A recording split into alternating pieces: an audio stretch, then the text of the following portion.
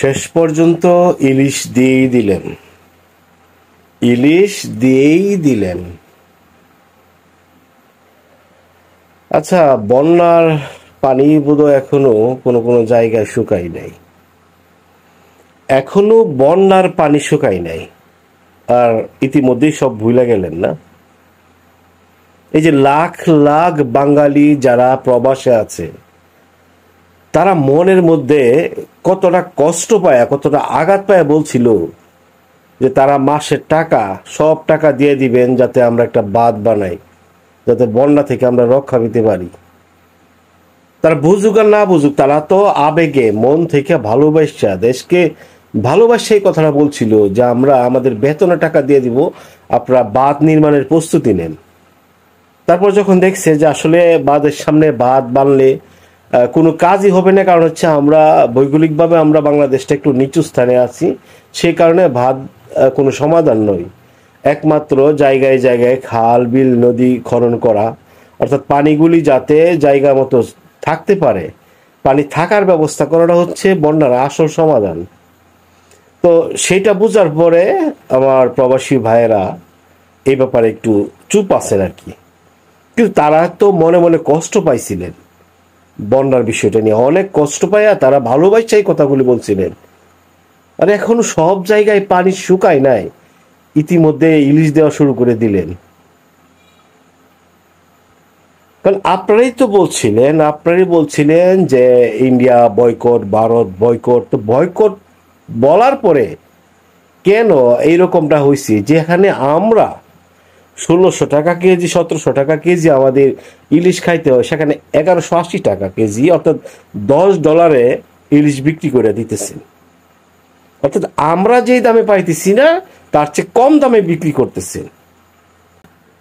একটা মনের বুঝ দিতে পারতাম যে আমরা যেই টাকায় কিনতেছি 1600-1700 টাকা কেজি 1 কেজি সাইজের, সেগুলি আপনারা আরো বেশি 2000-2200 টাকা কেজি বেশি দামে বিক্রি করতেছেন, বেশি দামে রপ্তানি করতেছেন, তাহলেও মনের একটু বুঝ দিতে পারতাম আর কি। কিন্তু ইতিমধ্যে আসলে মানুষের হৃদয়ে রক্তক্ষরণের কথাটা একবার চিন্তা করে নাই, যে লাখ লাখ প্রবাসী ভাই যারা এই বন্যার পরিস্থিতি দেখা, যারা নিজেদের টাকা দিতে চাইছিল বাঁধ নির্মাণ করার জন্য, তাদের কথাগুলি ভুলে গেলেন। এখন যারা মনকে সান্ত্বনা দেওয়ার জন্য বলতেছেন যে রপ্তানি করলে আমাদের দেশের অর্থনীতির চাকা সচল হবে, আমাদের আয় বৃদ্ধি পাবে, দেশ সমৃদ্ধি হবে, তারা আসলে প্রকৃতপক্ষে কিন্তু মন থেকে কথাটা বলতেছেন না, অন্তত মনের একটা সান্ত্বনা দেওয়ার জন্য এটা ভাইবা নিতেছেন।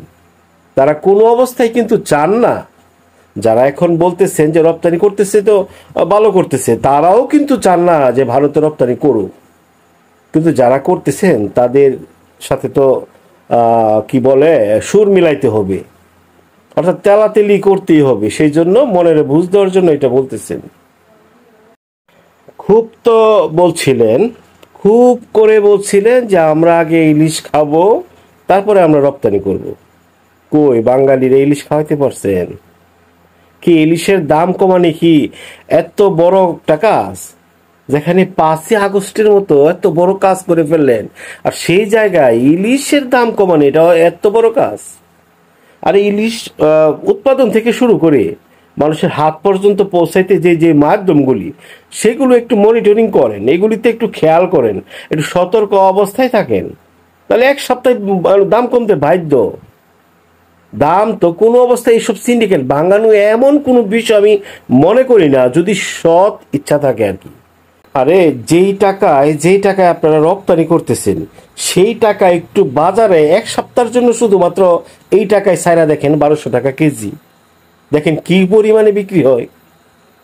আর চাইলে তো ওইটাকে আপনারা 500-700 টাকা 800 টাকার মধ্যে আনতেই পারেন, একটু সৎ ইচ্ছা থাকলেই হয়। এটা এত কি কঠিন কাজ বলেন? যাই হোক, আসলে আপনারা কি রপ্তানি করবেন, কোথায় করবেন না করবেন, এগুলি আপনাদের বিষয়, এগুলি নিয়ে আর বলার কিছু নাই। আসলে ইলিশকে টোটালি একটা আন্তর্জাতিক মাছ হিসেবে ঘোষণা করা হোক, এটা আমাদের কোনো অবস্থায় জাতীয় মাছ না, এটা আন্তর্জাতিক পর্যায়ে থাকুক, শুধু রপ্তানি করতে থাকেন, টন টন করতে থাকেন, অসুবিধা নাই, যা আছে সব রপ্তানি করে দেন, কোনো অসুবিধা নেই। সবাই ভালো থাকবেন। আল্লাহ হাফেজ।